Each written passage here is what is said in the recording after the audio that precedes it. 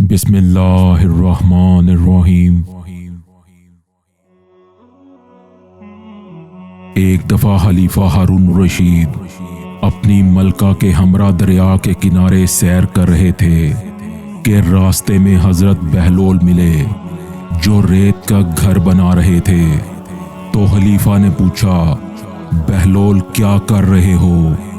حضرت بہلول نے جواب دیا، ریت کا گھر بنا رہا ہوں، جو اس کو خریدے گا میں اس کے لیے دعا کروں گا کہ اللہ رب العزت اس کے بدلے جنت میں محل عطا فرما دے۔ خلیفہ نے پوچھا، اس کی قیمت کیا ہے؟ حضرت بہلول نے کہا، 1 دینار۔ ہارون الرشید اسے ایک دیوانے کی بات سمجھ کر آگے بڑھ گئے۔ پیچھے ملکہ زبیدہ کی سواری آ رہی تھی۔ ان کے کانوں تک بھی حضرت بہلول کی آواز پہنچی تو آپ نے سواری روکنے کا اشارہ کیا اور عقیدت سے حضرت بہلول سے پوچھا، کیا کر رہے ہو؟ انہوں نے کہا، میں ریت کے گھر بنا رہا ہوں۔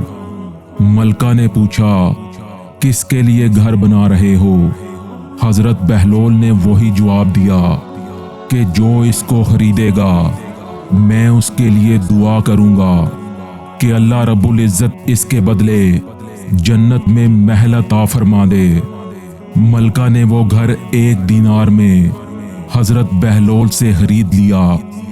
رات کو خلیفہ ہارون الرشید نے خواب میں دیکھا کہ جنت میں ایک بہت ہی خوبصورت محل ہے جس پر قصر زبیدہ لکھا ہے۔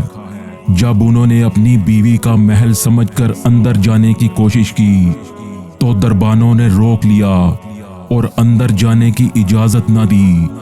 اسی پشیمانی کے عالم میں نیند سے بیدار ہو گئے۔ صبح ملکہ سے خواب کا ذکر کیا اور پوچھا کہ آخر تم نے ایسا کیا کام کیا ہے جس کی بدولت اللہ تعالیٰ نے جنت میں اتنا عالی شان محل تمہارے لیے بنایا ہے؟ ملکہ نے کہا، خاص نیکی تو مجھے یاد نہیں، ہاں البتہ کل حضرت بہلول سے 1 دینار کے بدلے ریت کا گھر خریدا تھا۔ ہارون الرشید کو بھی سارا ماجرا یاد آ گیا۔ وہ اسی وقت دریا کی طرف روانہ ہو گئے۔ حضرت بہلول اسی جگہ بیٹھے ریت کے گھر بنا رہے تھے۔ ہارون الرشید نے سلام کے بعد وہی سوال دہرائے اور گھر کی قیمت پوچھی تو حضرت بہلول نے جواب دیا، اس کی قیمت پوری دنیا کی بادشاہی ہے۔ ہارون الرشید نے کہا، اتنی قیمت تو میں دے نہیں سکتا، کل تو 1 دینار کے بدلے دے رہے تھے اور آج پوری دنیا کی بادشاہی مانگتے ہو۔